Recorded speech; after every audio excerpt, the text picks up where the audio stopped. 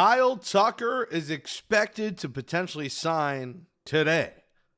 But with what team will he sign? Is it going to be the Mets? Will it be the Toronto Blue Jays? Or, I guess out of nowhere, but they're never really out of nowhere, will it be the Los Angeles Dodgers? You're watching Mets Daily. I'm your host, Jake Brown. Make sure you smash that thumbs up on this video. Hit that subscribe button below. Keep on commenting. We'll read your comments as we usually do at the end of the show today. Ashley from Why Am I a Mets Fan likely to join us tomorrow. Now, if the Mets sign Tucker, we might move Ashley to a different day just so we can lock in kind of on the news instead of an interview. I love doing the interviews, but if the Mets end up signing him, that is a massive, massive move. So we're going to play it by ear on that. And Monday, as of now, we have scheduled Matt Cerrone, creator of Mets Blog, joining us. So depending on the Tucker news, those may change, but just some programming updates for you. But we appreciate your support. The Mets offer is now reportedly up to 4 years for Kyle Tucker, and a lot of people in the industry expect that he's going to make a decision today, at the latest maybe tomorrow. His birthday is Saturday. It feels like it's going to happen soon here, and what it feels like is, yes, the Blue Jays, are going to give him more years. The Mets are going to probably tap out at 4, maybe with a 5th-year option. We don't know the number. I figure it's 4 years, 200 with potential opt-outs. And listen, guys, that is a fair deal. I don't want to hear, and if you're going to say it, fine, but I don't want to hear people complain that the Mets aren't offering Kyle Tucker 10 years. Jeff Passan reporting that the Blue Jays have shown a willingness to go up to 10 years to Kyle Tucker. Will they need to? We'll see. It might take 10 if the AAV is that much lower than $50 million. Like if it's 4 years, 400 instead of 4 years, if it's 10 years, 400 instead of 4 for 200, he might just say, I'm going to take the 400, go to Toronto, a lot less pressure, not as big of a market, and have a chance immediately to win a World Series with the Toronto Blue Jays. But, Kyle Tucker is not Juan Soto, and Kyle Tucker is a great player, but I think a lot of us, because of the Mets, obvious lack of moves in free agency and in this offseason where they've more got rid of guys than added a bunch of guys. They've added guys, but they obviously lost key players to the team. A lot of people are starting to overrate Kyle Tucker like he's Juan Soto. He is not. And I understand the Juan Soto contract is insane. It's an overpay. But Juan Soto is also a generational player. I'm sorry. Kyle Tucker is not a generational baseball player. And if you look at just his career thus far, yes, he's had a nice career. But let's not act he's like a franchise-altering, player that is, the Mets get Tucker, they're guaranteed to win a World Series. He will help. He will make them much better. But Kyle Tucker is not Juan Soto. He never will be Juan Soto in terms of talent. So I just don't want to hear it. Like 4 years, $200 million should be able to get it done. If he doesn't choose that, he did not want to play in New York. And that's what many have said about him, is that he doesn't want to play in New York and a massive market. Toronto, he'll fall under the radar. He's still not going to be the face of the Blue Jays. They have Vladimir Guerrero. So if we get him for 4 years, 200, great. I'm in. It's short term. There'll be opt-outs. If he decides to opt out, fine. We see where we're at with the young guys. But the Mets aren't going to 10 years, nor should they. Just because they did it with Soto doesn't mean they're going to do it every year with every good free agent that's at the top of the market that's out there. That's not how it works. And the pivot from Tucker, if the Mets don't land him, and we're recording this at 10 a.m. Eastern on Thursday, January 15th. So when you're watching this, Tucker might have signed with whoever already. We're keeping an eye out. But that's just how it goes. It might happen as you're watching this or after you already watched it. But the reality is the Mets will have to pivot, and they will have to pivot effectively. If you lose out on Kyle Tucker and your big outfield move is signing Austin Hayes, fans will be mad. And I will be mad. I think that is unacceptable. But like I tweeted, and you can follow me at Jake Brown Live on all social media, a proper pivot from losing out on Tucker, and I hate to mention, I mention him every day, is getting Yandy Diaz in a trade. That's your righty bat. Going to try to get Jarren Duran. That should be number one in the outfield if the Red Sox are willing to trade him. We don't know, but if you give him an offer and blow him away with an offer, I have to imagine the Red Sox are listening. Jarren Duran is not needed there and would be a great addition to the outfield. And if it's got to be the guy we talked about yesterday, Brenton Doyle, fine. But then you got to go out and get an ace. And that's what I want to talk about now is, where do you go to get an ace now? And we'll talk more outfield. Once we know about Tucker, we could talk about pivots. We've talked about Duran. We talked about Brenton Doyle from the Rockies in a trade. Free agent market, not great. Obviously, there's Bellinger still floating out there, but, that would probably take a lot. I don't know if 3 years, 120 would get it done, and $40 million a year is obviously an overpay for Cody Bellinger. I'm going to start calling him Kyle Bellinger Kyle Bellinger and Cody Tucker. That's what we're mixing them up here. But Ranger Suarez is now off the board. When we talk about frontline starters, he goes to the Red Sox for 5 years, $130 million. Good deal for him. We know the Mets weren't in favor of going to 5 years. But can they still go out and get Framber Valdez? He is waiting to be out there. The Mets and Orioles have been two of the teams linked to him. I'm sure other teams have shown interest as well. But, I think if you don't end up signing Kyle Tucker, you got to start thinking about, we probably got to get Framber Valdez. Because if you're going to go trade for one or two bats, you can't do 3 or 4 trades. You're going to have to sign somebody in free agency without giving up prospects. And Framber could end up being that guy.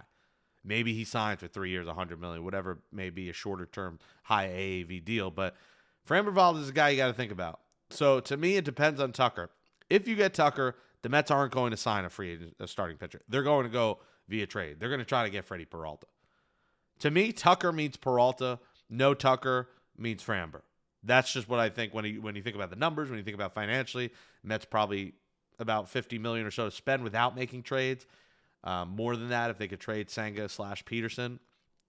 But to me, the pivot is a trade for either preferably Duran, if not two-time Gold Glover Brenton Doyle from the Rockies. A trade for Yandy Diaz so you get your right-handed bat in the middle of the order from the Rays if they're willing to trade him. And then a signing of Framber. But after Framber, guys, it's slim pickings. We're talking about Lucas Giolito as the next name. And had a nice season in Boston. Obviously, the Red Sox director of pitching joining the Mets. There's some ties there. But would not be that excited with Lucas Giolito. Like, if you lose out on Tucker and sign Giolito and Austin Hayes, I think there'll be picket fences at Citi Field. Now, I don't think that's going to happen. I think the Mets realize they need to add a big bat and they need to add a big pitcher. And I think they realize if their moves are like a Giolito, Austin Hayes, and a trade for Doyle, there won't be many people showing up at Citi Field next season. One guy who won't be at Citi Field for many seasons, but was a nice ad by the Mets, was the number 2 international prospect, Wandy Asigan, who was signed with a $3.9 million bonus. The shortstop was originally chose the Yankees, made the switch over to the Mets. And, of course, you could probably hear someone is vacuuming mid-show. No courtesy. They must not know. But he is back down to the Yankees and is coming to the Mets. Wandy Asigan, number 2 international prospect. There we go. We're going to wrap up on today's show in just a bit. We'll read some comments. Due to this vacuum, we're going to wrap up in a minute because the timing of this is brutal. Maybe you don't hear it. But here we go. And thank you for getting us to 3,400 subscribers, by the way. Here we go. A couple of comments from Mets Daily Insider member Shakamoto. Good show. Prayers are for Kyle Tucker giving himself a birthday present to Mets Nation by signing a 3-year deal with the Metropolitans. Let's go Mets. Yeah, I mean, listen, he's going to go 4. It's going to be a 4 at the minimum with the Mets right now. That's the offer. And if that doesn't get it done, so be it. Now, if you could pivot to Bellinger, great. But we don't know. If Bellinger's not taking 5 for 160 from the Yankees, I'm not that confident he's going to come to the Mets. But I'd be perfectly fine with a pivot to Cody Bellinger.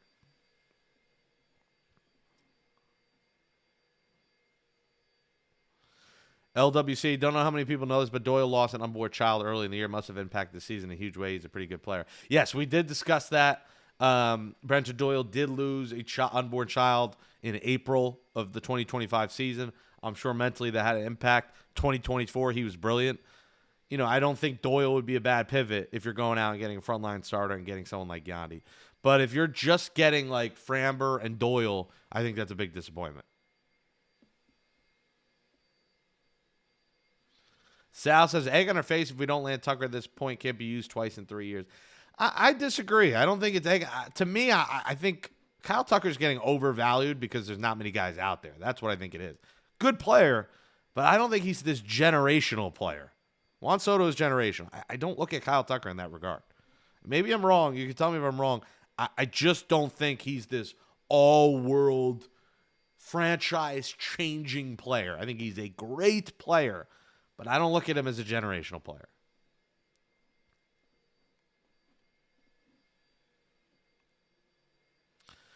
Albarelli says, smoke and mirrors if the Mets made this offer. If he takes it, great. If not, we got young guys. Yeah, I mean, listen, I agree, but you can't just go with young guys. You know, I don't think you can just, Al, say, all right, we're going Benj in center. Or, you know, we're signing Austin Hayes, and we're playing Polanco at first and Vientos DH. I think that would be a big disappointment. I don't think that's good enough. And you will not win really much. That's a 500 team if the Mets did that. So they got to aim for higher than that. Marielle says, I do hope that Tucker signs this Saturday because it's my birthday too, and I would sure be a great present. Yes, it was. Yes, it would. Happy early birthday. Ash Mars says, I would absolutely love Doyle in the center field. Even an outfield of Benj, Doyle, Soto wouldn't upset me. Yeah, I mean, listen, if that's your moves, then you think about someone like Eugenio Suarez. If you're not trading for Yandy, think about Eugenio Suarez and maybe your big bopper, and he's your DH.